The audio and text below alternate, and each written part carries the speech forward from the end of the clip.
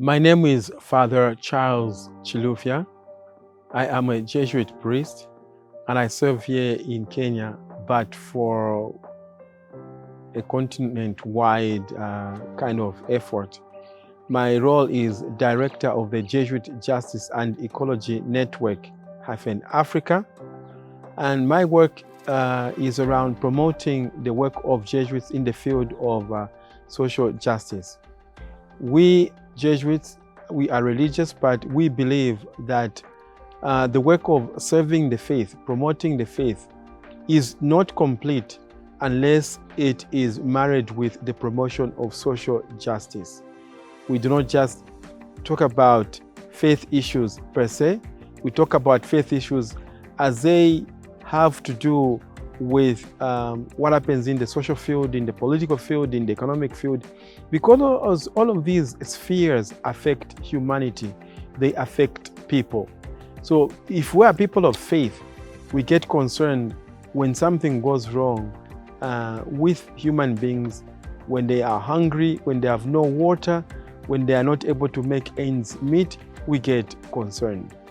In our work, we are Catholic, a Catholic organization, but we also believe that the work that we do of serving a faith or promoting a faith that does justice is incomplete unless it makes also an effort to create dialogue with people who have other beliefs, who have other faiths, or who have other convictions. So here we brought together Catholic faith leaders. We also brought together other Christian faith leaders, but also other faith leaders like Muslims and other faiths, including traditional faiths, to this conversation, because we really believe that men and women of faith, especially faith leaders, have an important role to respond to issues that affect humanity. You may be aware that Africa, in the wake of COVID-19, has been facing multiple crises, okay? Crisis of health, first of all, which impacted the economy, which impacted production in the economy and the working of economies. For example, in Kenya, where we are here, the collection in tourism went down as countries closed down, as travel was curtailed. Several other areas of economic activity sort of went down, and all of this led to job losses and other problems. We've also seen a rise in the cost of food. We've seen a rise in inflation. We've seen a rise in debt servicing, which incapacitates governments from spending money on things that matter, like education, like health, social protection, and other things that promote human dignity. So in the context of a crisis like this, we arise as faith leaders because we really feel that we have a role to play in this, that we can do something to help countries, to help communities respond to this crisis or come out of this crisis better. We also feel that it is not just Christian faith leaders by themselves. As I said, we promote dialogue among various faiths. So we really believe that coming together in an effort, interfaith effort with Muslims, with traditional religious leaders and other faith leaders, we believe that we form then a much more powerful voice, and we build a deeper and larger well of wisdom that we could use to respond to these issues, to support our communities, to support our political leaders, to go through these crises that are making it difficult for people to survive. I was referring to the crisis that we're facing in various countries. For example, here in Kenya, we have witnessed to protests, we've witnessed to various forms of discontent that have been expressed by citizens. So, and that's not okay, because some of it has led to violence, and it is the same elsewhere. And it's not just the economic crisis. but crisis in governance. We've seen what has happened in West Africa, coup d'etat after coup d'etat, from Burkina Faso to Niger to Mali and other places. So that is why we saw leaders also from those places, from West Africa, from Central Africa, from Southern Africa, from Eastern Africa, coming together and uniting themselves. We made the effort to bring them together, to convene them, so that together we can find a way of responding to the crises that our continent is facing. And I carefully use the word crises there in plural, because it's a multiplicity of crises. It's multiple crises that are happening at the same time and reinforcing each other. Of course, there are some root crises that cause others, but we are aware and are conscious of the fact that it's these crises working together. It's not one separate crisis. It's the economic crisis as it affects health and creates a health crisis. It's a health crisis as it creates an economic crisis.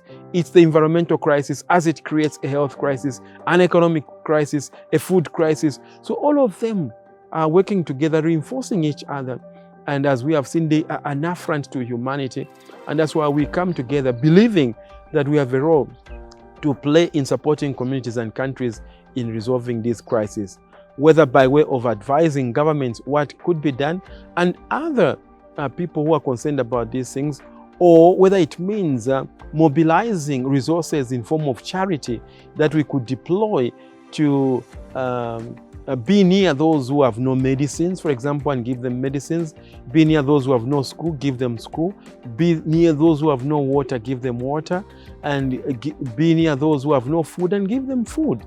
Responding to the call of Christ, I was hungry and you gave me to drink. I was thirsty and you gave me to drink. I was hungry and you gave me to eat. I was naked and you clothed me. I'd like to pay tribute to the various faith leaders that came through. As I mentioned, we had about 40 of them who came from West Africa, from Eastern Africa, from Central Africa, and Southern Africa. And together, they came to reflect on the crisis that Africa is facing, the various issues in different countries, realizing that what is happening in Kenya is not an isolated incident or happening or crisis. We've seen what is happening, as I said, in West Africa, what is happening in other countries where there's discontent, okay? And we came here together recognizing that these problems are being caused from local, from a local perspective, or maybe issues of misgovernance, issues of malcalculations. But we also understand that these are not just endogenous issues, internal issues in Africa. We also understand that they are reinforced by a global system that is unjust. Because we are aware that Africa, for example, loses a lot of money in tax evasion that goes to the north, amounting to 80-90 billion a year. We are aware of the fact that our countries get indebted and they have to pay high interest rates, to pay back debt at high interest rates. You know, interest rates that are not determined here, are determined from elsewhere. You know, and they are high, meaning the cost of borrowing is quite high for Africa. And what that means is that when Africa is repaying back the debt, we pay back more money. Something that doesn't happen to America, something that doesn't happen to the UK.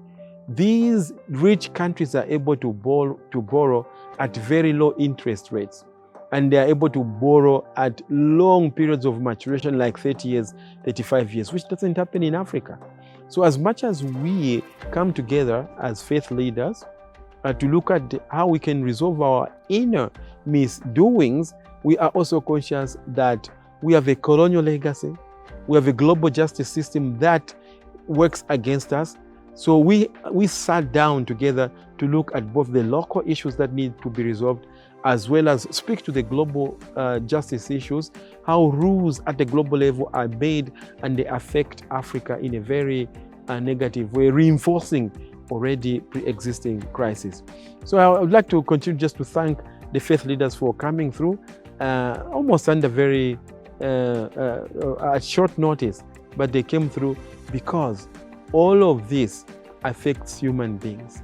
It's not just about economies we were talking about or other political processes. It's all of these things, but with reference to how they affect human beings and how they make the situation of human beings difficult, how they cause disease, how they cause suffering, hunger, and all manner of things. So thank you to the faith leaders, and we will continue this work until we promote well-being in Africa and human dignity. Thank you very much.